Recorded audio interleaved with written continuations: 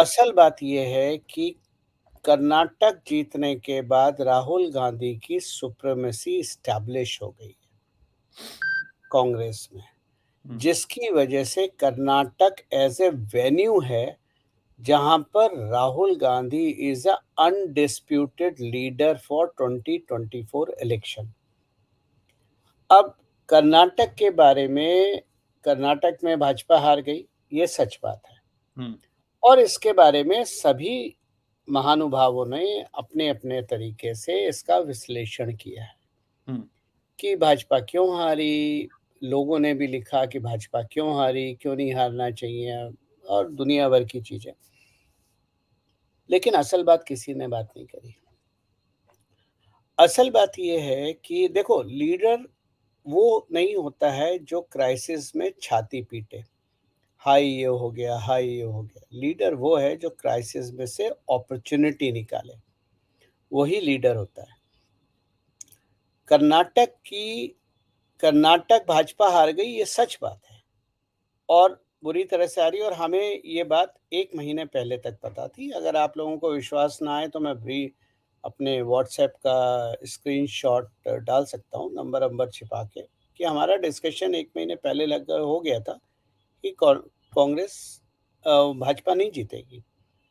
लेकिन भाजपा ने उस अपॉर्च्युनिटी को उस थ्रेट को अपॉर्च्युनिटी में कैसे कन्वर्ट करा और वो एक हार से कितनी जीत अ, उन्होंने लिखी, इसका अंदाज़ नहीं है। वो मैं थोड़ी-सी लिस्ट बता देता हूँ।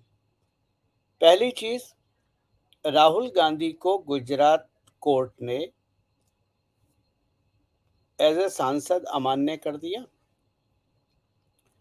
और वो इसलिए करा क्योंकि उन्होंने वहाँ पर एक समुदाय को जो मोदी है, जो बैकवर्ड हैं, ओबीसी हैं, उस समुदाय को पर्सनल अटैक करा था समुदाय को, जिसकी वजह से कोर्ट ने उन्हें सज़ा दी, कन्विक्ट करा।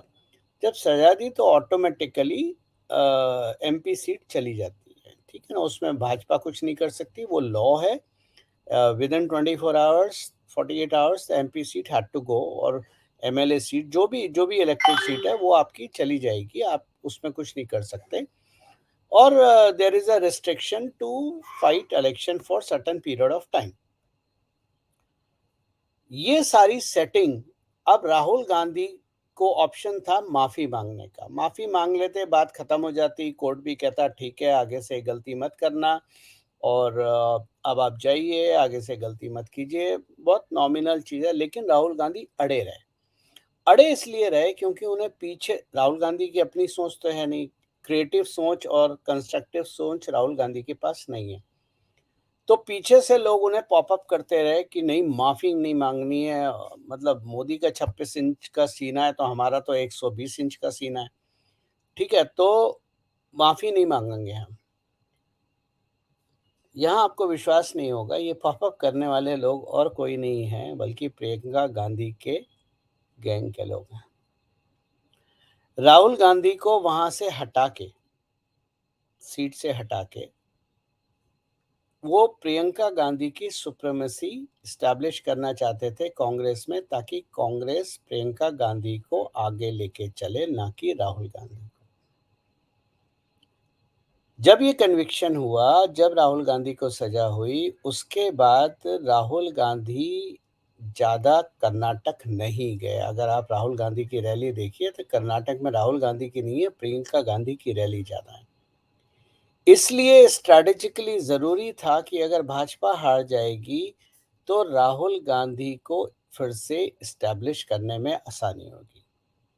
अगर आपका अपोनेंट ज़ीरो आईक्यू है, तो वो आपके लिए बेटर है, वो आपका ही गेम खेलेगा। तो चेस बोर्ड हमने तय करा। तो पहली चीज़, हमने कर्नाटक हारने से हमने प्रियंका गांधी को हरा दिया, राहुल गांधी को जिता दिया। दूसरी बात, अब जब राहुल गांधी जीत गए, राहुल गांधी के कन्विक्शन से पहले का सीन क्या था?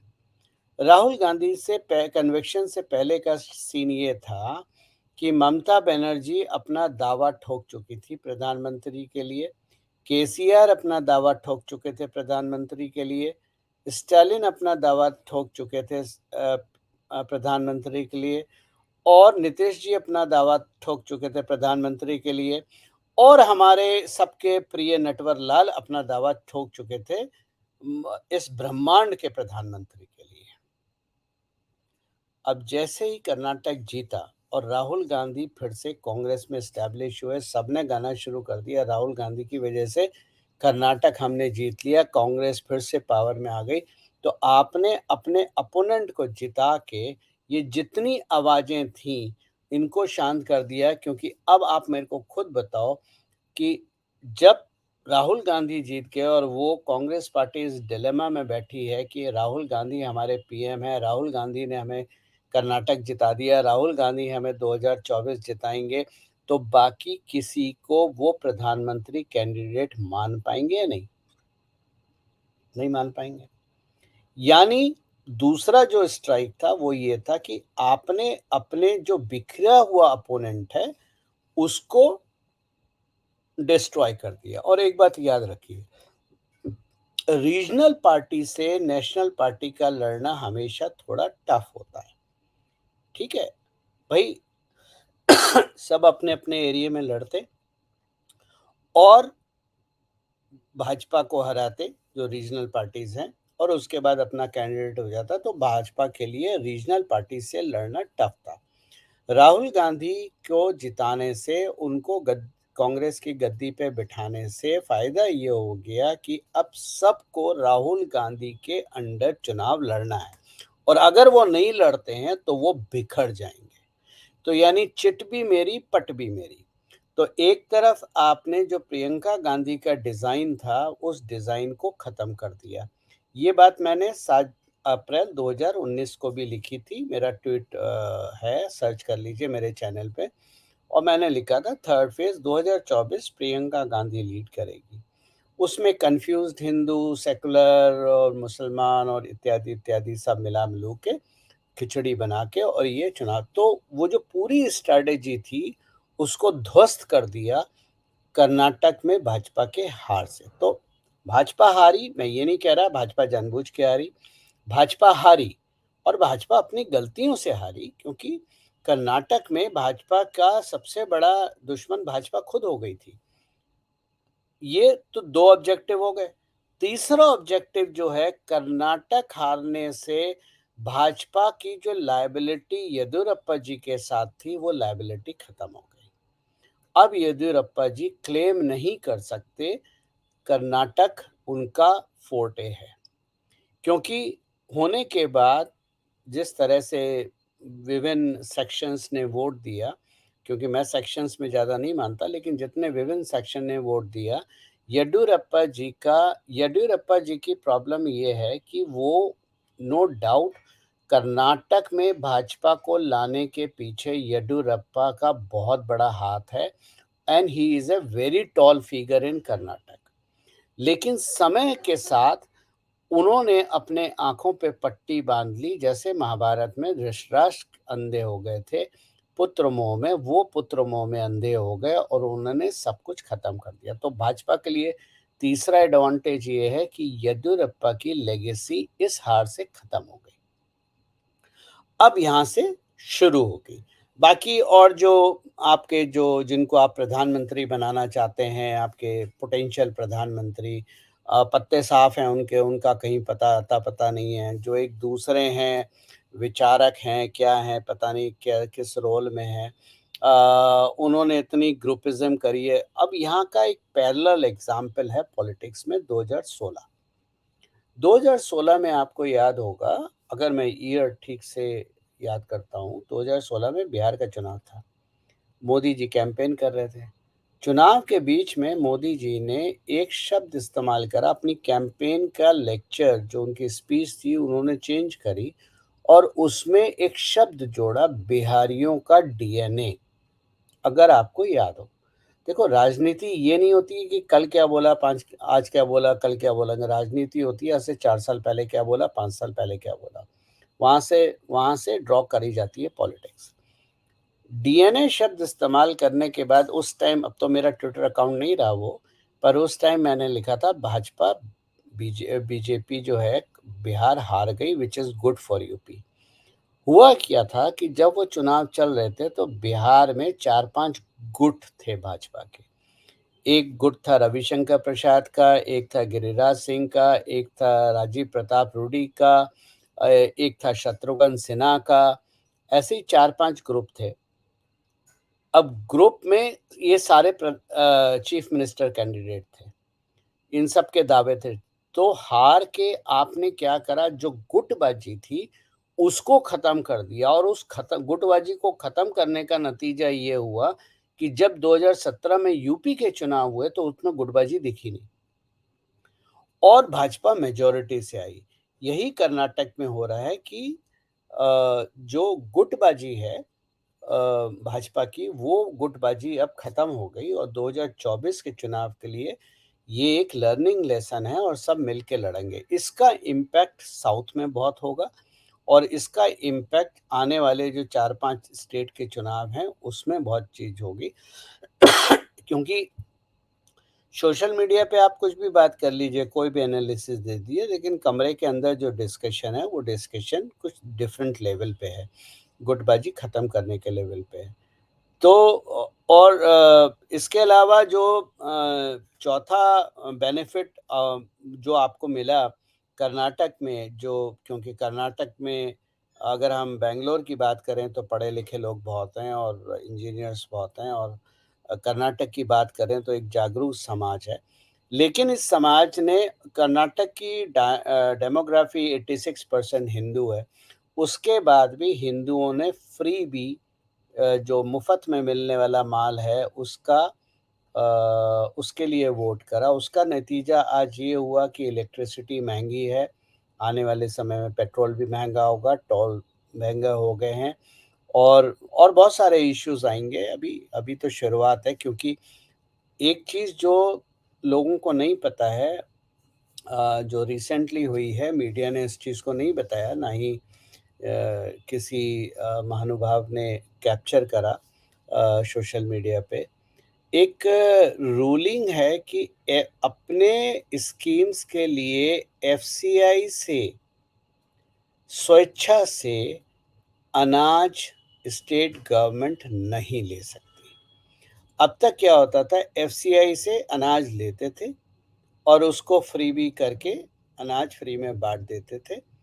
अब बिना सेंटर के अप्रूवल के आप अनाज नहीं ले पाएँगे। यही कारण है कि कर्नाटक की सरकार ने ये बोला है कि 10 किलो चावल की जगह हम पैसे देंगे, चावल नहीं देंगे।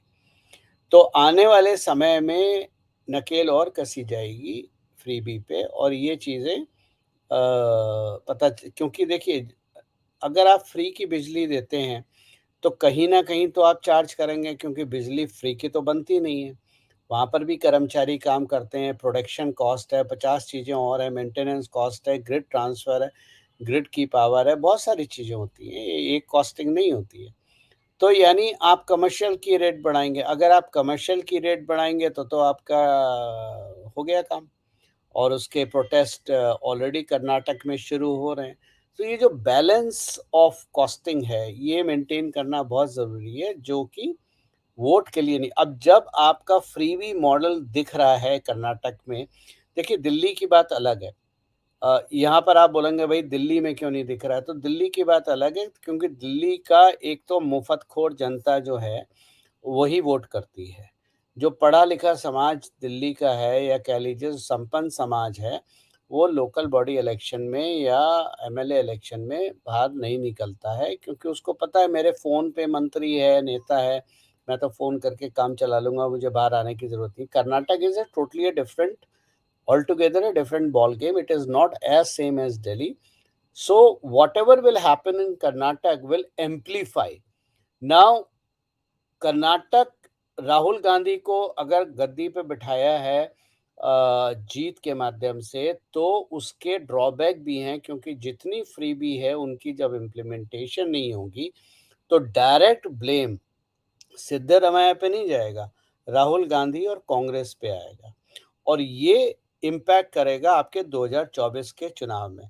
तो मैं आपको लिख के दे रहा हूँ, मैं अभी तो मैंने स्टेट वाइज़ कैलकुलेशन नहीं करी है, लेकिन कर्नाटक में पिछली बार जितनी सीटें आई थी लोकसभा की, उससे ज़्यादा आएँगी, ये मैं बता सकता हूँ। अच्छा गौरव सर, कर्नाटक से रिलेटेड ही 1-2 क्वेश्चन्स हैं मेरे, उससे पहले आगे बढ़ें। एक तो जो आपने बताया कि फ्रीबीज़ का उससे क्या इम्पैक्ट पड़ेगा। एक चीज़ जो देखने में आ रही है जैसे कि फ्री बस सेवा महिलाओं के लिए, क्योंकि इससे क्या होता है कि महिलाओं को बस वही दिखता है कि हाँ, फ्री बस सेवा मिल रही है, चाहे किसी को बस में जाना भी ना हो, चाहे उनको महीने में 1 बार, साल में 1 बार निकलना हो। ये जो चीज़ें चल रही हैं, बहुत सारी जनता इसमें आती है, मिडल और लोअर मिडल में आती है। तो ये चीज़ें जब और जगह चल रही हैं, तो इससे मुझे लगता है, और आप बताइए कि हम गलत होंगे, कि ये इस चक्कर में आके जनता फिर बीजेपी को वोट नहीं देगी आगे भी, और नहीं, ऐसा नहीं है, वोट थोड़े-से शिफ्ट होंगे। पहली चीज़, जब महिलाओं के लिए फ्री करी गई है, तो आपने जितने वीडियो देखे होंगे, मैंने भी कुछ जो मेरे पास वीडियो आए थे, मैंने शेयर किए थे। जो बच्चे बसेस यूज़ करते थे स्कूल और कॉलेज जाने के लिए, वो बच्चे और बच्चियाँ अब बसेस में घुस नहीं पाते या जगह नहीं होती महिलाओं की भीड़ की वजह से। तो इन आपको direct benefit free bus service का मिला है, पर इनडायरेक्टली सफ़र कौन करेगा?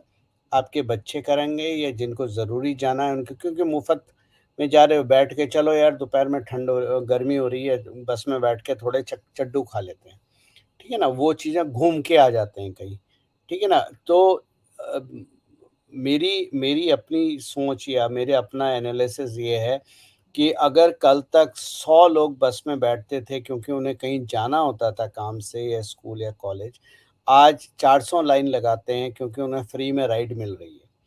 इससे क्या होगा, कर्नाटक स्टेट बस कॉर्पोरेशन जो है उसका दिवालिया निकलेगा और वो जो आउटस्टेशन सर्विसेज़ हैं कर्नाटक स्टेट बसेस की, वो फुलफ़िल नहीं कर पाएँगे। दूसरी बात, इसका डायरेक्ट इम्पैक्ट आएगा जो प्राइवेट बस ऑपरेटर्स हैं, और वो भी private bus operator politicians generally चलाते हैं या मसलमैन चलाते हैं, उन पे असर पड़ेगा क्योंकि अब सबको स्टेट बसेस में जगह चाहिए, प्राइवेट बसेस में नहीं चाहिए। प्राइवेट बसेस में सवारी नहीं मिलेगी तो वो कोलैप्स करेगा। तीसरा पॉइंट, जो लोकल बस सर्विस है चाहे सिटी की हो, चाहे जैसे बैंगलोर हो गया, मैसूर हो गया, जो लोकल सिटी सर्विस है, वहाँ पर प्रॉब्लम ये आएगी कि अब सब बसेस में हॉक करेंगे, ठीक है? अब जैसे हस्बैंड वाइफ जा रहे हैं तो महिला फ्री है तो वो they will try to go in bus, right? Husband को ही टिकट लेना है, वाइफ को टिकट नहीं लेना है, या भाई-बहन जा रहे हैं तो बहन का टिकट नहीं लग रहा है, केवल भाई का लग रहा है।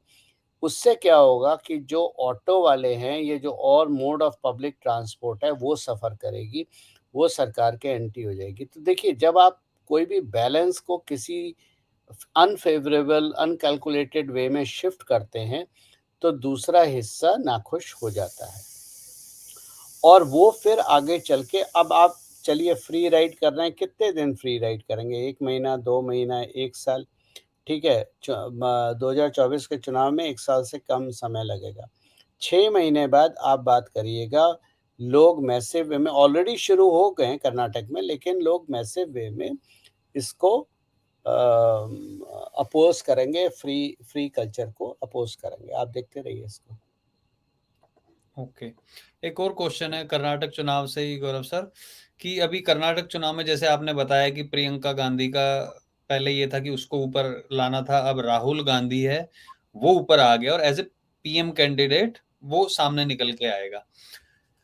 तो और इसीलिए वहां पर मीटिंग भी की जा रही है जैसे कि आपने बताया है। तो राहुल गांधी पीएम कैंडिडेट होगा तो क्या वैसा ही फायदा होगा जैसा पिछले बार हुआ था? क्योंकि राहुल गांधी को लोग इतना पसंद नहीं करते, क्योंकि अभी मणिपुर की भी यात्रा करके आया है, बहुत सारी चीजें, तो इस ऐसे इम्पैक्ट करेगा बीजेपी के फेवर में, या क्या कहना है देखो आप? देखो, आप अपना कॉन्क्लूज़न जितना है, अपना निष्कर्ष आप निकालते हो, ट्वीट पढ़ के, फ़ेसबुक पढ़ के, यूट्यूब देख के। मैं अपना निष्कर्ष निकालता हूँ ज़मीनी हकीकत पे। ज़मीनी हकीकत टोटली अलग है। अब जैसे आपने मणिपुर की बात करी कि राहुल गांधी मणिपुर गए और कांग्रेस जिस तरह से बोलती है कि मोदी तो मेट्रो में सफ़र कर रहे हैं, राहुल मणिपुर में गले लगा रहे हैं। कांग्रेस से पूछना कभी कि गले किसको लगा रहे हैं? गले क्रिश्चियंस को लगा रहे हैं?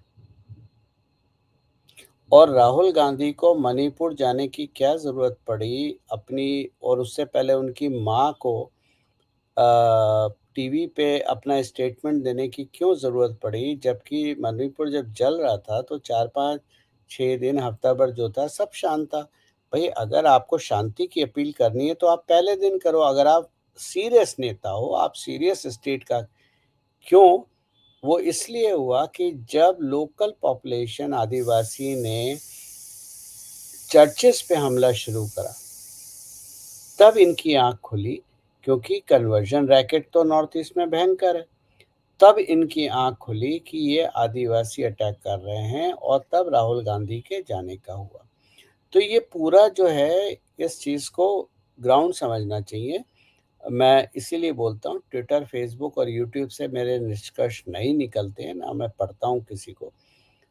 ग्राउंड रियलिटी अलग है। 2024 का चुनाव तो महादेव ने चाहा तो केक वॉक है। अच्छा, यूसीसी पे हम आगे बढ़े उससे पहले एक और प्रश्न है जो अभी इनकी मीटिंग हुई थी उसी से रिलेटेड। वहां पर केजरीवाल बिना मीटिंग में उसमें प्रेस कॉन्फ्रेंस में शामिल हुए पहुंच गए थे क्योंकि उन्हें जो अध्यादेश है उसके ऊपर बात करनी थी। ये कहते हैं कि मोदी वर्सेस केजरीवाल होगा, तो मतलब अभी मुझे मुझे ये लग रहा है, आभास हो रहा है कि ये अकेला खड़ा होगा बंदा, चाहे ये इसको पता है ये हारेगा, लेकिन ये नेक्स्ट चुनाव के लिए अपना वो देखेगा कि मेरे कितनी यू नो फेमस हुआ हूं मैं, या फिर मैं कितने चांसेस है नेक्स्ट चुनाव के लिए। आपको क्या लगता है? देखो, जहाँ तक अध्यादेश की बात है केजरीवाल की, केजरीवाल भी समझदार है और विपक्ष भी समझदार है, विपक्ष के जो लोग हैं। लेकिन केजरीवाल की एक ख़ासियत है, वो लोगों को मूर्ख बनाने में एक्सपर्ट है, ठीक है? तो आपने विपक्षी एकता की बात करी, आप ये दिखाना चाह रहे थे मेरी सरकार का के खिलाफ जो अध्यादेश है, उसमें मुझे किसी से सपोर्ट नहीं मिल रही। जबकि सच्चाई कुछ और है कि अध्यादेश लाने के बाद 6 महीने तक उसकी वैलिडिटी होती है।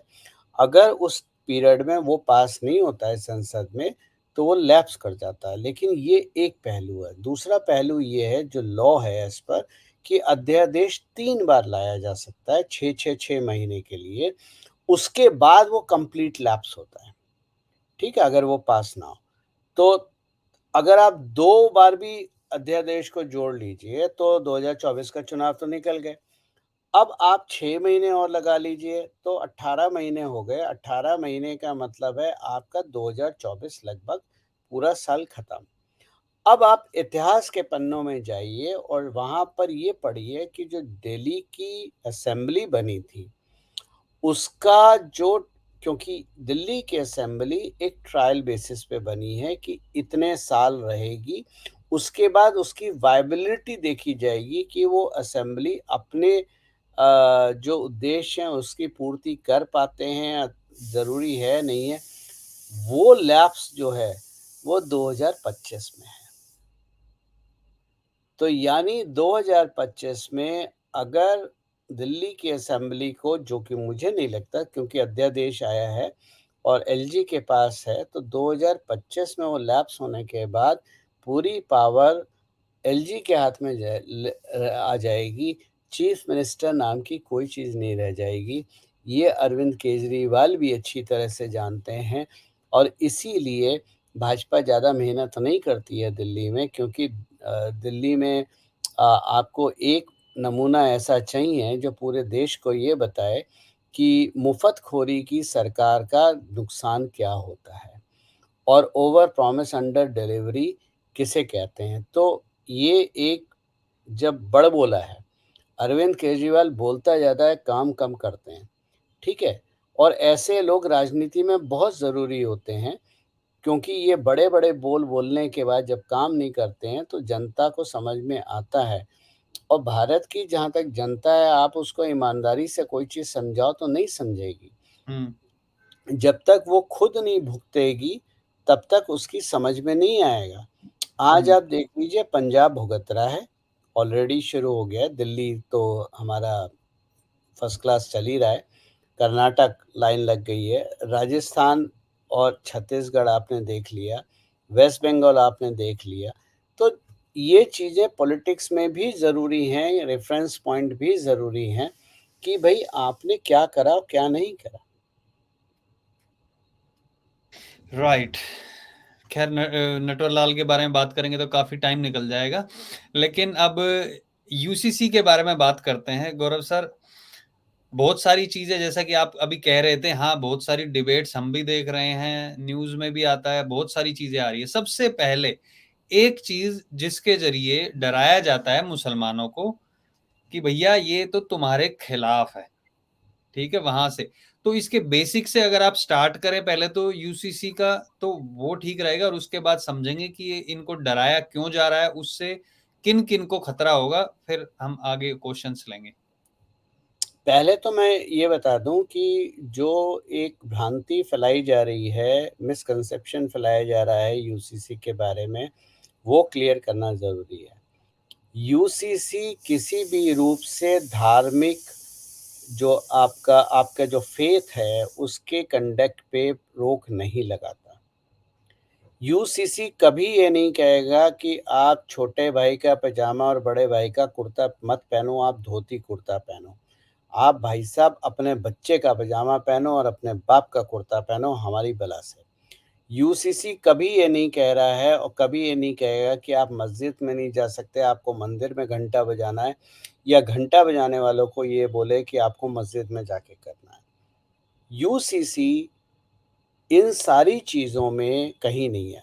ये भ्रांति क्यों फैलाई जा रही है? ये भ्रांति इसलिए फैलाई जा रही है कि मुसलमान एक तरह का कांग्रेस के लिए और विपक्ष के लिए वोट बैंक है। आज आप जितनी भी 21-22 पार्टियाँ हैं जो ठगबंधन बना के अपनी सरकार बनाने के सपने देख रही हैं 2024 में, उन सबको उठा लीजिए, वो सब केवल एक वोट बैंक के पीछे भाग रहे हैं, मुसलमान। यूसीसी पे डिस्कशन मैं अभी ये नहीं कह रहा यूसीसी आ गया, मैं कह रहा हूँ यूसीसी पे डिस्कशन को मोदी जी ने इनिशिएट करा था, जब उन्होंने भोपाल में बोला और इनिशिएट करने के पीछे ये और लोगों से विचार भी माँगे गए जो लॉ जो लॉ कमीशन है उसने विचार माँगे और उसका मूल उद्देश्य ये था कि समाज में इसका डिस्कशन तो हो। बिना डिस्कशन अगर आपने 2017 के मेरे ट्वीट पढ़े हों, जो मैंने आज भी पोस्ट करे 19 का, मैंने उसमें लिखा था डिबेट, ठीक है? आज जो क्या हो रहा है, आज डिबेट हो रहा है। अब प्रॉब्लम क्या हुई, क्यों मेरा पोस्ट डिले हो गया? क्योंकि बीच में कोरोना आ गया। अगर आप 2 ढाई साल का कोरोना निकाल दीजिए, तो आप मेरे ट्वीट का टाइमलाइन अगर आप चेक करेंगे, तो ये तो काम कब का हो जाना चाहिए था। ठीक है ना? ये डिले फैक्टर है। अच्छा, यहाँ हो गया मिसकंसेप्शन क्लियर। अब यूसीसी क्या है? यूसीसी मूल रूप से अगर आप देखें तो अगर 1 सेकंड मेरे को दो, मैं ज़रा मैंने कहीं लिखा था। अ,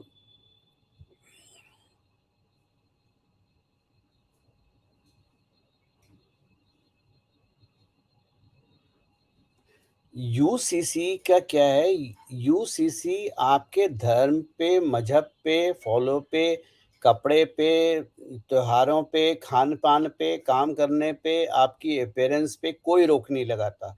यूसीसी का लिमिटेड मतलब है common set of law governing personal matters such as marriage, divorce, inheritance and adoption. ठीक?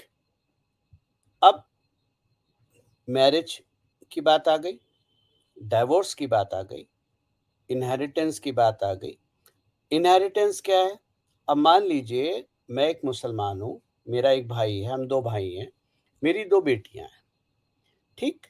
तो मेरी 2 बेटियों को मेरी 2 बेटी हैं, तो मैंने अपनी प्रॉपर्टी में से 25% अपनी एक बेटी को दिया, जो कि मुस्लिम पर्सनल लॉ बोर्ड के हिसाब से या शरिया कह लीजिए, और दूसरी बेटी को 25 दिया। जो बाकी का 50% है, उस पे अधिकार मेरे भाई का है। तो भाई मेहनत मैंने करी, काम मैंने करा, बच्चे मैंने पाले, बच्चे मैंने बड़े करे और मेरी जायदाद का आधा हिस्सा तुम लोगे। है कि नहीं प्रॉब्लम? तो ये वहाँ पर हेल्प करेगा। दूसरा डाइवोर्स, अब यूसीसी ऑलरेडी गोवा में इम्प्लीमेंटेड है सालों से। पॉलीग्रामी गोवा में परमिटेड नहीं है। दूसरी, मैरिज का आ गया, अब आप 4 मैरिज नहीं कर सकते, आपको एक डिवोर्स का प्रोसेस भी फ़ॉलो करना पड़ेगा, आपको एक मैरिज का प्रोसेस भी फ़ॉलो करना पड़ेगा। कई बार क्या होता है कि जो मुस्लिम समाज में मुस्लिम बच्चियाँ हैं, वो अपना शादी को जब करती हैं, निकाह जो उनका होता है, उसको स्पेशल मैरिज एक्ट में जाके रजिस्टर करती हैं। स्पेशल मैरिज एक्ट में जाके रजिस्टर करने का फ़ायदा ये है, उनको प्रोटेक्शन मिल जाती है मल्टीपल बीवियों से और बहुत सारी और जो भ्रांतियाँ हैं। तो यूसीसी का काम केवल और केवल marriage, divorce, inheritance and adoption तक है। अब आप पीछे अगर आप समय में जाते हैं, तो आपने देखा है कि मैरिज, इनहेरिटेंस इत्यादि पे ऑलरेडी किसी तरह से लॉ, जैसे ट्रिपल तलाक है। ट्रिपल तलाक खत्म हो गया, ट्रिपल तलाक is a past part of UCC. Inheritance property पे भी सरकार के लॉ हैं, that is a part of UCC. So mostly UCC में ये चीज़ें ऑलरेडी कवर्ड हैं। ठीक है? अब बस ये है इसको पैकेज के फॉर्म में इम्प्लीमेंट करना, जो कि स्टेट के माध्यम से होगा। तो आपने देखा उत्तराखंड की सरकार काम कर रही है, महाराष्ट्र की कर रही है, यूपी की कर रही है, गोवा में ऑलरेडी इम्प्लीमेंटेड है, मध्य प्रदेश ऑलरेडी बात कर रहा है। तो ये धीरे-धीरे जैसे फार्मूला हुआ था स्टेट के थ्रू, ऐसे ही ये हो जाएगा, इसमें कोई इश्यू नहीं आएगा। अब आते हैं इतिहास पे यूसीसी के। यूसीसी के इतिहास का बीच 1860 का है, जब अंग्रेजों को लगा था कि एक ऐसा कानून लाना चाहिए जहां पर ये सारी चीजें, मैरिज, इनहेरिटेंस, डाइवोर्स इत्यादि जो है, अडॉप्शन, इसके लिए एक कॉमन लॉ बने समाज में, चाहे वो किसी भी धर्म या मजहब का व्यक्ति क्यों ना हो। जब भारत आज़ाद हुआ तो डॉक्टर बी आर अम्बेडकर ने इसकी बात करी। मुझे नहीं याद, मुझे ठीक से ध्यान नहीं है उन्होंने यूसीसी शब्द का इस्तेमाल किया था या नहीं, लेकिन हाँ, उन्होंने ये कहा था कि लॉ बराबर होना चाहिए। आर्टिकल 44 के हिसाब से सबको समान अधिकार होना चाहिए। लेकिन यहाँ एक इंटरेस्टिंग चीज़ आई। इंटरेस्टिंग चीज़ ये है कि यूसीसी का जो असली जन्म हुआ, वो हुआ शाबानो केस में। 1985 का शाबानो केस। शाबानो केस में जो सुप्रीम कोर्ट था, उसको ये डिलेमा हुआ कि वो जजमेंट मुस्लिम पर्सनल लॉ बोर्ड के हिसाब से दे, यानी शाबानो को कुछ नहीं मिलना चाहिए, या वो सीआरपीसी के हिसाब से दे, जो कि भारतीय कानून है। सुप्रीम कोर्ट ने उस टाइम सरकार से कहा कि हमें ऐसा लॉ लाना चाहिए जहां पर ये डिलेमा खत्म हो जाए कि ये मुस्लिम पर्सनल लॉ बोर्ड के हिसाब से होगा या सीआरपी। अब मुसलमान है, चल जो मुस्लिम पर्सनल लॉ बोर्ड है, आप सब जानते हैं कि वो मुसलमान नहीं लेके आए थे भारत में, मुसलमानों की डिमांड नहीं थी। वो इंदिरा गांधी लेके आई थी ताकि वो अपने वोट बैंक को कैप्चर कर सकें। अब मुस्लिम पर्सनल लॉ बोर्ड में क्या हुआ कि लॉ के 2 तरीके होते हैं, एक होता है सिविल, एक होता है क्रिमिनल। तो मुस्लिम पर्सनल लॉ बोर्ड ने क्या किया, जहां पर सिविल राइट्स हैं, सिविल केसेस की बात है, वहां तो हम मुस्लिम पर्सनल लॉ बोर्ड को मानेंगे, लेकिन जहां क्रिमिनल है, वहां हम भारत के संविधान को मानेंगे। क्यों? अब जैसे शरिया में है कि हाथ काट दो, तो जब हाथ काटने का वो जो क्रिमिनल एक्ट है, जब हाथ काटने की बात आई तो हम भारत का संविधान मानेंगे, क्योंकि संविधान में हाथ काटना तो है नहीं।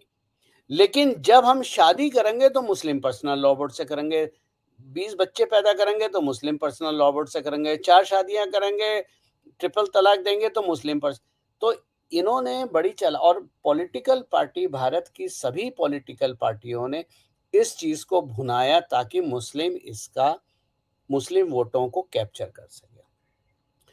तो यूसीसी से हिंदुओं को ज्यादा फायदा नहीं होगा, क्योंकि देखो हमारे डाइवोर्स क्लियर हैं, हमारे इनहेरिटेंस भी क्लियर है, हमारी मैरिज एक्ट जो Hindu personal law Hindu marriage act है उसके हिसाब से है, तो बाकायदा हम शादी रजिस्टर भी करते हैं, 7 जन्मों का साथ भी होता है, 2-3 बच्चे होते हैं, 1 बच्चा होता है, आजकल तो 1 का हो गया फैशन।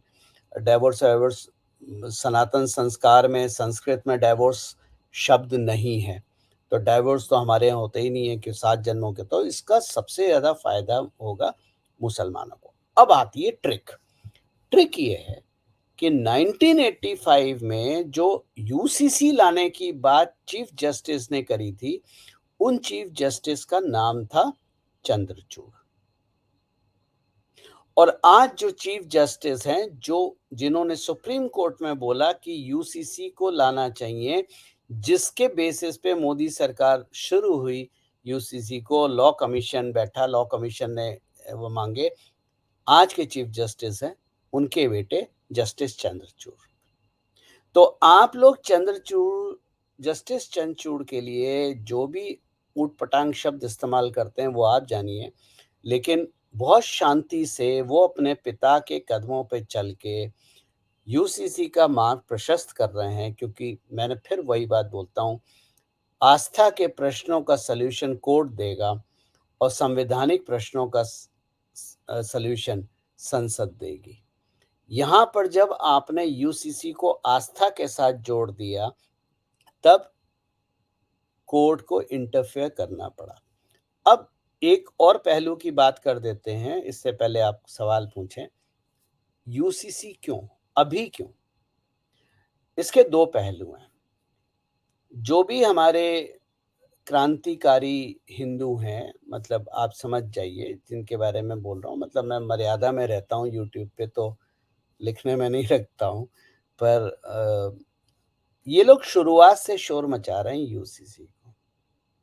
मैं आपसे एक छोटा-सा प्रश्न पूछता हूँ, अगर एनआरसी से पहले सीए और सीएए से पहले यूसीसी आता, तो देश में क्या होता? दंगे हो जाते हैं। जब सीए आया था, तब जो हमारा लिबरल आतंकवादी गैंग है, मैं उसको आतंकवाद गैंग मानता हूँ, क्योंकि हुँ, वो एक कबाल से काम करता है जो कि वेस्ट उसको चलाता है।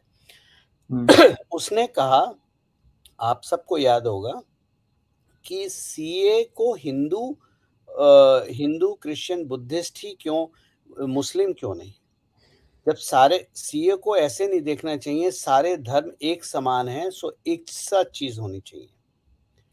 आज आप बोल रहे हैं कि सारे धर्म एक समान नहीं है, तो यूसीसी क्यों? आप फँस गए ना। हुँ, अब या तो आप तब गलत थे या आज आप गलत हैं। तो जो प्लानिंग थी हमेशा से, और मैंने अपने क्योंकि आप लोगों को तथ्य देखने का बहुत शौक है, मेरी बात पे विश्वास ज़्यादा नहीं करते हैं लोग, जो लोग नहीं करते हैं। मैंने टेलीग्राम चैनल पे भी 4 स्क्रीनशॉट डाले हैं, और वो स्क्रीनशॉट 2017, 2019 के हैं, जिसमें मैंने लिखा है कि यूसीसी कब आएगा, एनआरसी, सीएए और फिर यूसीसी। आज आप वही चीज़ पढ़ रहे हैं, अब वही देख रहे हैं जो मैंने आज से 4 साढ़े 4 साल पहले 2017 में लिखा हुआ था। तो this is all going as per the blueprint, right? अभी समय आया है यूसीसी का। दूसरी बात, कोई भी पॉलिटिकल स्टेप लेने से पहले पॉलिटिक्स हमेशा, मैंने कई बार इस चीज़ को समझाया है, पॉलिटिक्स और जियोपॉलिटिक्स हमेशा डायनामिक इन नेचर होती है। समय के हिसाब से चीज़ें बदलती हैं, कुछ चीज़ें हम मान लीजिए आज करना चाहते हैं, परिस्थिति नहीं होती है, अनुकूल नहीं होती है, तो हम उसे कल के लिए रखते हैं। ऐसा नहीं होता है कि आज जो करना है करो, भले ही कुछ आगे देखा हो, नहीं देखा हो, आप भी गाड़ी चलाते हैं, आपको पता है यहाँ से वहाँ तक आप 1 घंटे में पहुँच जाएँगे, लेकिन अगर जाम लगता है तो क्या आप लोगों के ऊपर से गाड़ी चला के निकालते हैं? नहीं करते ना, आप वेट करते हैं, आपका 1 घंटा, ढाई घंटा हो जाता है। ठीक है, और आपको रास्ता बदलना पड़ता है, अगर जाम लगा है तो कुछ और रास्ते से निकल के जाना पड़ता है। राजनीति में भी ऐसे ही होता है, कोई चीज़ फिक्स नहीं होती है, politics always a dynamic thing, और geopolitics is always about trade, ठीक है? वहाँ पर आपका कोई धर्म, मज़हब कुछ नहीं देखा जा रहा, रंग, कपड़े व इत्यादि नहीं देखते हैं, ये देखते हैं कि धंधा कैसा है और डोमेस्टिक पॉलिटिक्स डायनामिक होती है। तो मस्त रहिए। यूसीसी अब एक लास्ट पहलू मैं बता दूँ, मोदी सरकार ने क्या करा है कि अपनी पिच पे खेलने के लिए विपक्ष को मजबूर कर दिया है। अब मान लीजिए यूसीसी आ जाता है, ठीक है? मानसून सत्र में पेश होता है। जहाँ तक पास कराने की बात है वो कोई बड़ी चीज़ नहीं है। मोटा भाई हमारे जानते हैं चीज़ों को पास कैसे कराना चाहिए, जैसे 370 करा था वैसे ही हो जाएगा। सवाल ये है कि अगर यूसीसी आज आ गया, मान लीजिए पास हो गया, लॉ बन गया। लॉ बनने के बाद फ़ायदा किसका होगा? जैसे मैंने कहा मुसलमानों का। मुसलमानों में किसका फ़ायदा होगा? सबसे ज़्यादा फ़ायदा होगा पसमानदा मुसलमानों का। और जेंडर वाइज़ देखा जाए तो सबसे ज़्यादा फ़ायदा होगा, चाहे वो इनहेरिटेंस हो, चाहे डिवोर्स हो, चाहे मैरिज हो, चाहे एडॉप्शन हो। ये सारी चीज़ें में फ़ायदा किसका होगा? वुमन महिला। का, हुँ। महिला का। तो आपकी महिलाएँ खिसक गईं वोट बैंक। मैं ये नहीं कह रहा सारा आके इधर दे देगा। मान लीजिए 3% शिफ्ट भी होता है तो भी वो काफ़ी है, ठीक है? ये तो हो गया अगर आता है। अगर नहीं आता है, तो ये डिबेट जब लंबा जाएगा तो महिलाएं भी तो अपनी पॉलिटिकल पार्टी या जो उनके मुसलमानों के ठेकेदार वाली पॉलिटिकल पार्टी हैं, उनसे पूछेंगी आप हमारे लिए क्या कर रहे हो? तो ये तो दोनों तरफ से फंस गए ना। तो इसी दोनों तरफ की फंसने की वजह से बैंगलोर में 13 और 14 तारीख को विपक्ष की मीटिंग हो रही है। और कमाल की बात, विपक्ष की मीटिंग में अरविंद केजरीवाल नहीं है, किसी ने नहीं बुलाया, क्योंकि बड़ा बोला है सबके सपनों को चूर करेगा, ये खुद ना जीतेगा ना जीतने देगा, क्योंकि ये प्रधानमंत्री कैंडिडेट आ रहा है। ये तो मतलब स्टैम्प पेपर पे लिख ही दिया है इसने, इसके जन्म जब हुआ होगा तभी लिख दिया होगा प्रधानमंत्री कैंडिडेट, तो इसलिए इसको नहीं बुलाया जा रहा। दूसरी बात, बैंगलोर की मीटिंग बुलाई है शरद पवार ने, विपक्ष की। शरद पवार की प्रॉब्लम ये है कि एनसीपी डूबने के कगार पे है, क्योंकि अजीत पवार अपना मन बना चुके हैं एनसीपी को छोड़ने का। कहाँ जाएंगे बताने की ज़रूरत नहीं है, इतिहास गवाह है, उसके बारे में मैंने डिटेल कभी बोल चुका हूँ। तो यहाँ पर बैंगलोर की जो मीटिंग है 2000 चुनाव में के चुनाव को विपक्ष को किसी तरह से एक रखने की कवायद है, मोदी चैलेंज नहीं है। क्योंकि वो जो पिच तैयार हुई है 13-14 तारीख की बैंगलोर में, उस पिच को तैयार करा है मोदी और अमित शाह ने, और उस पे बैटिंग और बॉलिंग करेंगे विपक्ष।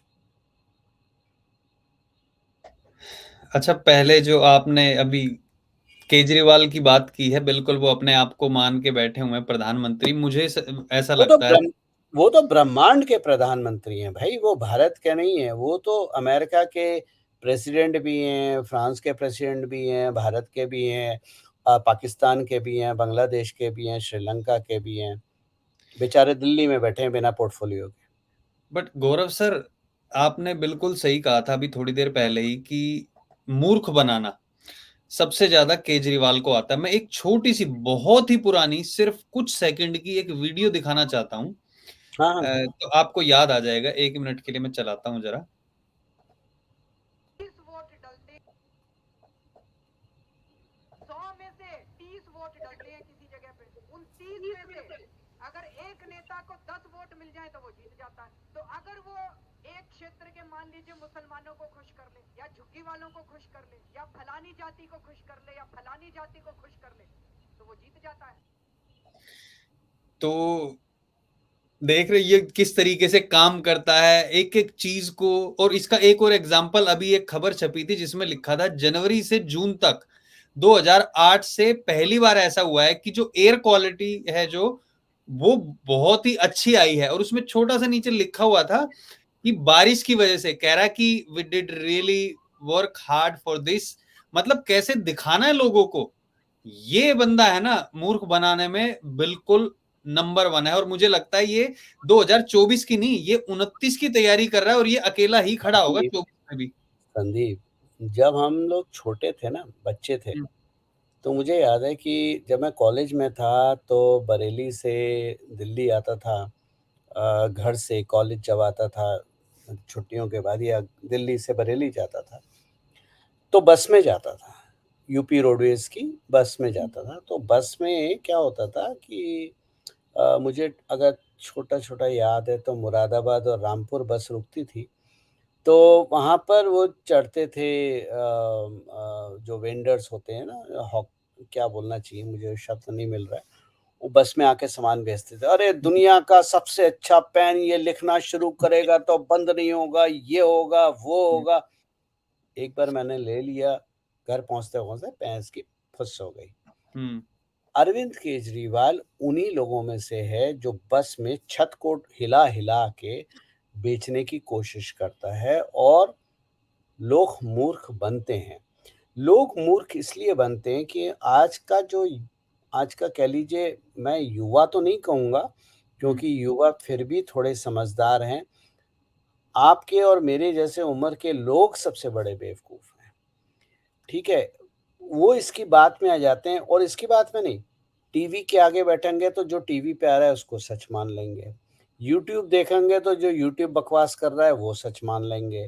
ट्विटर पढ़ेंगे तो मतलब अपना दिमाग जो महादेव ने बिल्कुल। आपको दिया है उसका इस्तेमाल पता नहीं लोगों ने इस्तेमाल करना क्यों बंद कर दिया।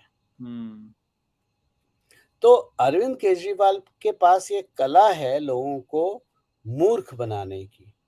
और वो कला दिखता है, वरना तो पहले दिन से जो हम बात बोल रहे हैं वो गलत थोड़ी ना है, वो आज भी वही स्टैंड है मेरा। बिल्कुल। अच्छा गौरव सर, अभी जो यूसीसी पे बात कर रहे थे उस पे कुछ क्वेश्चंस हैं और बाकी लोगों के मैं क्वेश्चंस लूँगा। जैसे कि एक मैं डिबेट देख रहा था और डिबेट से रिलेटेड तो उसमें एक अच्छा क्वेश्चन था और जो एक मैंने ऑब्ज़र्व की चीज़, एक सरदार जी बैठे हुए थे उसमें, शायद टीवी 9 का था या किसका था। उसमें वो चीज़ें ऐसी सामने लेके आ रहे थे जिसका यूसीसी से कुछ लेना-देना नहीं है, या तो लोगों को मूर्ख बनाने का। जैसे कि उनका कहना था कि सरदारों में और जो पंजाबी हिंदू होते हैं, उनमें क्या होता है कि वो अपने मासी से या फिर कोई रिश्तेदारों से वो भी शादी करते हैं। तो फिर मेरा मानना है कि ये नहीं आना चाहिए, जो यूसीसी है वो यूनिफ़ॉर्म सिविल कोड नहीं आना चाहिए। इस तरीके की चीज़ें भी फैला रहे हैं। इसका भाई आपने साहब, यूसीसी यूसीसी ये नहीं कहता आपको किससे शादी करनी है या यस। किससे शादी नहीं करनी है। यूसीसी ये कहता है कि शादी करने के बाद अगर आप डाइवोर्स देते हैं तो आपको ये प्रोसेस फ़ॉलो करना है, और अगर आप डाइवोर्स देते हैं तो कोर्ट इसको फ़ॉलो करेगी। कोर्ट जो एलिमनी लगाएगी, जो गुजारा भत्ता देगी, डिसाइड करेगी, वो आपको देना पड़ेगा। कोर्ट ने नहीं कहा कि आप अपनी फूफी से करो, चचेरी से करो, मामा से करो, मामी से करो, पड़ोस से करो, नीचे से करो, कामवाली से करो, ड्राइवर से करो। भाई साहब, आपको जिससे करनी है करो। लेकिन शादी करने के बाद आपके बच्चे, प्रॉपर्टी का डिस्ट्रीब्यूशन कैसे होगा? आपका डिवोर्स का लॉ कैसे होगा? आपकी शादी रजिस्टर होगी, ये सारी चीज़ें फ़ॉलो करनी है। शादी आप किससे कर रहे हैं, कौन से कपड़े पहन के कर रहे हैं, कहाँ हनीमून पे जा रहे हैं, इससे यूसीसी का कोई मतलब नहीं है। आई थिंक यही चीज़ जो कुछ लोग समझ नहीं पा रहे हैं, ऐसे-ऐसे लोगों को आपने कुछ उदाहरण दिए, कुछ लोग हैं, वो यही है जो सुनते हैं, फिर वो कहते हैं हाँ, ये बात गलत हो रही है। अभी यूसीसी से रिलेटेड आपने बताया था कि सीए पहले आया था, एक तो आपने बता दिया कि पहले एक तरीके से प्रयोग कह लो और उस चीज़ को अब यहाँ पे काउंटर कर सकते हैं कि पहले तुम कुछ और बोल रहे थे और अब तुम कुछ और बोल रहे हो। लेकिन उससे शायद एक चीज़ और निकल के सामने आई जो मुझे लगा कि पहचान हो गई कौन-कौन लोग जो हैं, जो ऐसी चीज़ों में उठ के आते हैं, ताकि जब ये लाया जाएगा, अगर ऐसी स्थिति बनती है, कुछ दंगे या कुछ ऐसे, तो किन लोगों पे ज़्यादा फ़ोकस रखना है, किन लोगों की घेराबंदी करनी है। ये ये एक पहलू हो सकता है, ये एक पहलू है, लेकिन आप देखो एनआरसी हो गया, क्या है एनआरसी? एक रजिस्टर बनाना है। भई देश में देश का नागरिक कौन है, देश का नागरिक कौन नहीं है, उसका एक रजिस्टर होना चाहिए। हुँ, भई आप भी अगर मेरे घर आओगे तो नीचे गार्ड है, ठीक है?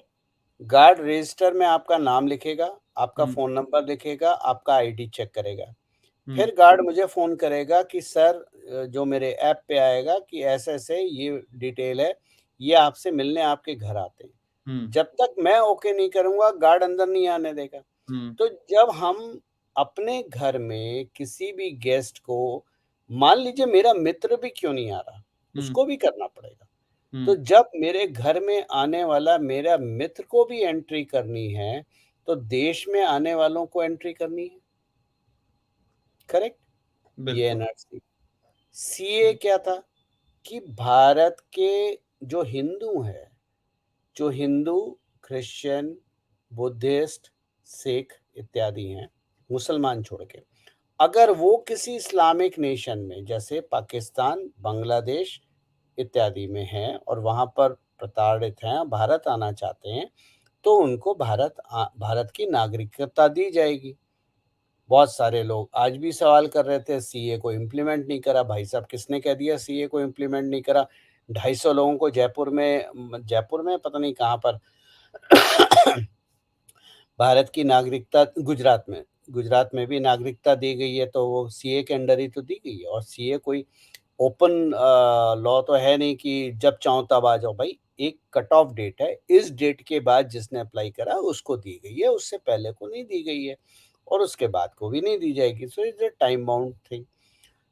These law also worked as a testing factor.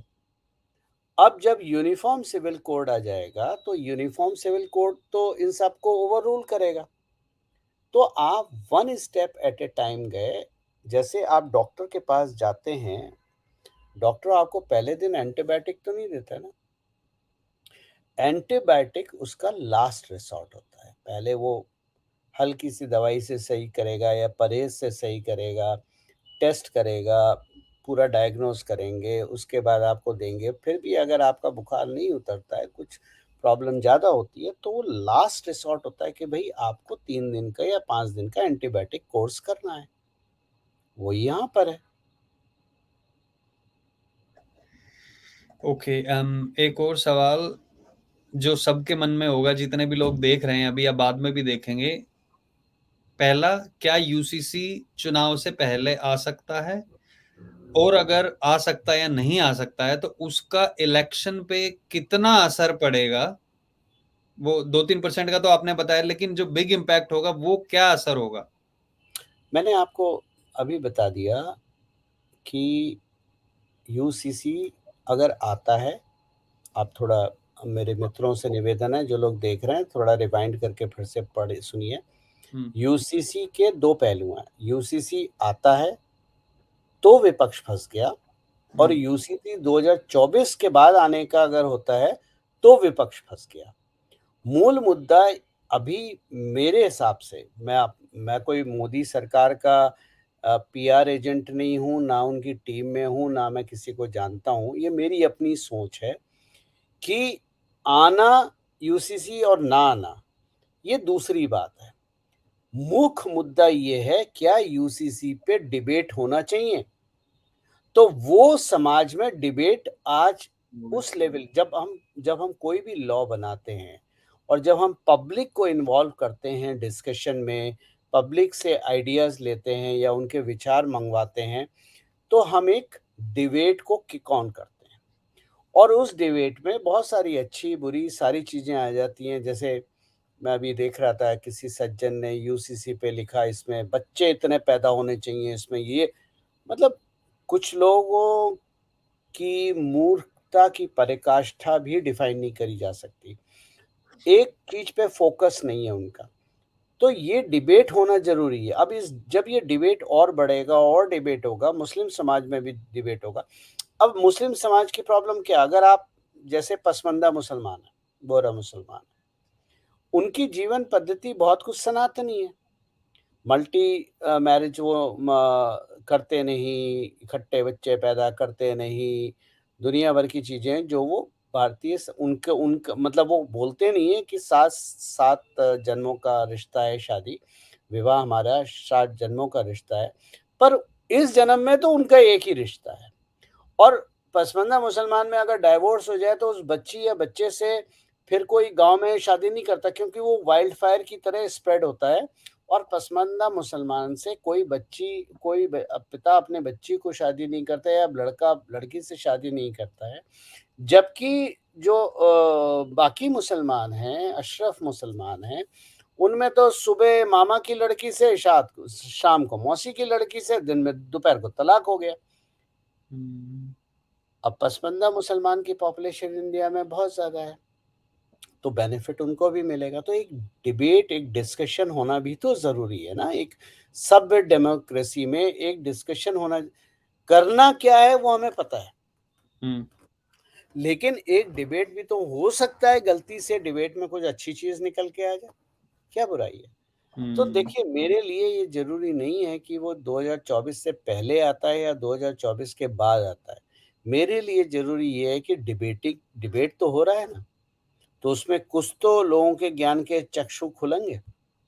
तो गौरव सर, अभी कर्नाटक में जब बजरंगबली का मुद्दा उठा था, क्या वो भी, पता नहीं, मुझे ऐसा लग रहा है जैसे कि जब बजरंगबली का मुद्दा उठाया था वो चीज, और अभी अगर यूसीसी का मुद्दा उठा है, अगर नहीं भी बनता है मुद्दा उठा है, कहीं जो कुछ मुस्लिम जो साइड में थे वो बिल्कुल ही अब कट्टर की नहीं, देना ही नहीं है, क्योंकि मोदी के जो खिलाफ होंगे वो वोट देने जरूर जाएंगे, जो मोदी के साथ होंगे वो अपना बैठ के घर पे चाय पी रहे होंगे।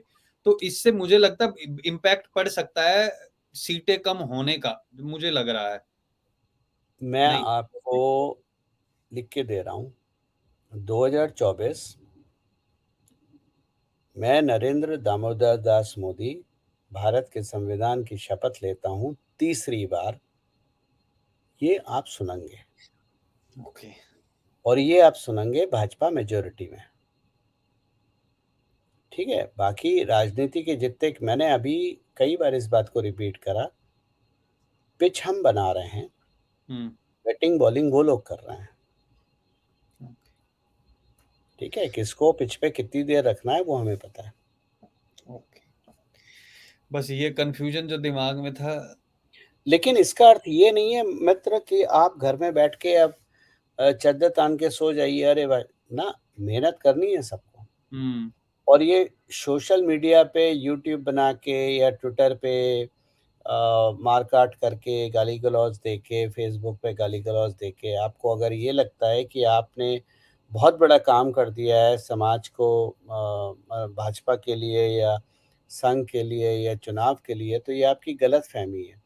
क्योंकि सोशल मीडिया ऑलरेडी डिफाइंड है। जो प्रो हैं वो प्रो हैं, जो एंटी हैं वो एंटी हैं, ऑलरेडी डिफाइंड है। और रोज़ की खींचतान नुक्ताझोनी चलती रहती है। ज़मीन पे माहौल बिल्कुल अलग है। मैं अभी 4200 किलोमीटर की पहाड़ों में जर्नी करके आया हूँ। मुझे पता है, मैं लोगों से मिला जो साइड में रेस्टोरेंट तो नहीं कहेंगे, लेकिन वो जो मैगी पॉइंट होते हैं, ऐसे चाय पॉइंट होते हैं, ऐसी जगह उन लोगों से मैं बात करके आ रहा। जैसे रास्ते में मैंने अपनी गाड़ी में कुछ काम भी करवाया, तो मैकेनिक से भी बात कर रहा था। वो सब मानते हैं कि, और ये वो लोग हैं जो रिमोट में हैं, वो मानते हैं कि सरकार ने हमारे लिए बहुत काम करा है। और ये मैंने हिमाचल में करा।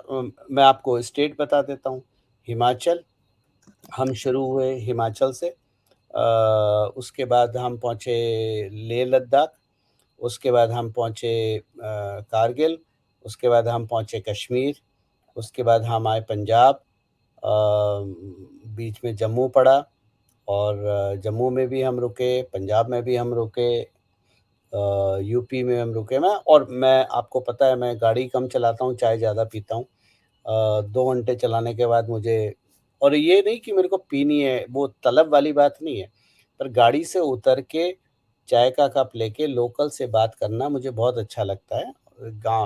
जो गाँव के लोग हैं, जो चाय की दुकानें चलाते हैं, उनसे बात करके आपको रियल पल्स पता चलती है सरकार की, ठीक है? आप कुछ भी बोलिए, अंधभक्त बोलिए या क्या बोलिए, बट मैं कोई स्कीम नहीं बेचता हूँ सरकार की, मैं तो बस पूछ के आता हूँ कि भाई आपकी तोल भाव क्या है? अब जैसे मैं कश्मीर में गया, एक्सट्रीम सेक्टर में गया, मतलब मेरे और पाकिस्तान के बीच में विजिबल डिस्टेंस था 200 मीटर का, ठीक है? वहाँ मैं बैठा, वहाँ पोस्टमास्टर साहब से भी बात करी, एक आध लोकल से भी बात करी। तो आपको एक ना, अगर आप थोड़ा-सा इंटेलिजेंट हैं, आप शब्दों से मतलब निकाल सकते हैं कि कौन आपको खुश करने के लिए बोल रहा है और कौन सच्ची बात बोल रहा है। हुँ। सैंपल साइज़ इम्पोर्टेंट नहीं है कि मेरे को 100 लोगों से बात करनी है, 200 लोगों। आपने जो बात करी, ईमानदारी से बात करी, आपको पल्स पता चल जाती है अपने अनुभव से कि ये व्यक्ति आपके मुँह पे आपको खुश करने के लिए बोल रहा है या ये व्यक्ति सच्ची बात अपने दिल से बोल रहा है। तो मैं आपको, ग्राउंड पल्स टोटली अलग है। मतलब मोदी इतनी डीप रूटेड ग्राउंड में बेस्ड हैं कि कांग्रेस कितनी भी बदतमीज़ी कर ले सोशल मीडिया पे, वहाँ नहीं उखाड़ सकते हैं। हुँ। अच्छा, एक क्वेश्चन यहाँ पे किसी ने पूछा था, जो अभी आपने राहुल गांधी का बताया कि वहाँ पे चर्च में क्या हो रहा है, चर्चों पे हमले हुए, उसके बाद सोनिया गांधी ने बोलना शुरू किया। तो अनिल जी का क्वेश्चन है ये कि in Manipur there is a fight between Christian Muslim drug gangs, is this true? Yes, भई मणिपुर में क्या है? ड्रग्स है, नारकोटिक्स है, चाइना का रोल है। आपको चाइना का रोल है, चाइना और वेटिकन का रोल है। इतना प्रभाव, ओके। हाँ, इतना प्रभाव है क्योंकि 70 साल से हमने नॉर्थ ईस्ट को मेनलैंड से काट रखा था। हम सुध ही नहीं लेते थे। तो जब वहाँ के समाज को आपने नेग्लेक्टेड फ़ील कर दिया, तो वो कहीं तो जाके भई हम्म। समाज हमेशा बहते हुए पानी की तरफ होता है। अगर आप उसका रास्ता रोकते हो, तो वो दूसरी तरफ निकल जाता है। तो ये तो सरकारों की ज़िम्मेदारी है कि उस पानी को चैनलाइज़ करें, उसको अपने सामर्थ्य के लिए, अपनी एनर्जी के लिए इस्तेमाल किया जी। वो आज मोदी सरकार कर रही है। तो कई बार लीडर हमेशा शांत रहता है। एक शांत leader is a very dangerous weapon for most for the opposition. Right. Sameer ji का क्वेश्चन है, विल यूसीसी क्रिमिनलाइज लव जिहाद जैसे डायरेक्टली? जैसे जैसे मैंने एक बार लिखा था, silence is the most potent weapon of brave heart, it leaves enemy गेसिंग। तो अ, कांग्रेस क्या कर रही है? कांग्रेस आज की डेट में गेस कर रही है। हम हम्म। लोग भी हम लोग भी और आप लोग भी, या जितने भी और यूट्यूब के महान हस्तियाँ हैं, वो सब गेस करते हैं, क्योंकि मोदी सरकार से एक काम जो नहीं होता है, वो ये है कि उनकी सरकार से इन्फॉर्मेशन लीक नहीं होती है। समीर जी का क्वेश्चन है, Gaurav sir, will UCC criminalize love jihad directly और indirectly? UCC doesn't cover love jihad. What is love jihad, Samir? I'm asking you. If I'm an adult of 21 years old and my girlfriend is 21-year old, which law in the world can stop us getting married? Tell me. You can say कि भाई आप गलत representation अगर करते हैं, यानी अगर आप मुस्लिम हैं और हिंदू बन के जाते हैं, या हिंदू हैं मुसलमान बन के जाते हैं, तो आप लॉ ब्रेक कर रहे हैं, जो कि यूपी में लव जिहाद और बहुत सारे स्टेट्स में है। लेकिन अगर मैं मुसलमान हूँ, मेरी गर्लफ्रेंड हिंदू है और हम दोनों को पता है कि मैं मुसलमान हूँ, गर्लफ्रेंड, तो हमने तो कोई लॉ ब्रेक नहीं करा। आप हमारी शादी रोक सकते हैं? नहीं रोक सकते। प्रॉब्लम लव जिहाद का सॉल्यूशन लॉ नहीं है, मैं 50 बार बोल चुका हूँ। हर चीज़ की प्रॉब्लम आप अपना सॉल्यूशन एक्सपोर्ट मत करो सरकार पे। सरकार ना हिंदू की होती है, ना मुसलमान की होती है, ना सिख की होती है, ना सरकार देश की होती है। लव जिहाद को अगर आपको काउंटर करना है, तो पेरेंट्स हैं। माता-पिता कहाँ गए? माता-पिता का रोल कुछ होगा, नहीं होगा क्या? एक 16 साल की बच्ची पढ़ाई छोड़ के और गुलाब के फूल के चक्कर में अगर वो बाहर जाती है, तो आपने माता-पिता ने कभी विचार करा कि ऐसी क्या कमी हम में रह गई कि हमारे 16 साल के प्यार को छोड़ के वो क्योंकि ये उम्र जब है, इस उम्र में बच्चा हो, लड़का हो या लड़की हो, लड़के को अच्छी बातें सुनने का, लड़की को भी प्रेज़ सुनने का एक नेचुरल फ़ील आती है। तो जब माता-पिता के पास टाइम नहीं है बच्चों के साथ बैठ के बात करने का और अब काम में इतने व्यवस्थित हैं, तो वो बच्चे तो बाहर जाके कहीं रास्ता ढूँढेंगे ना।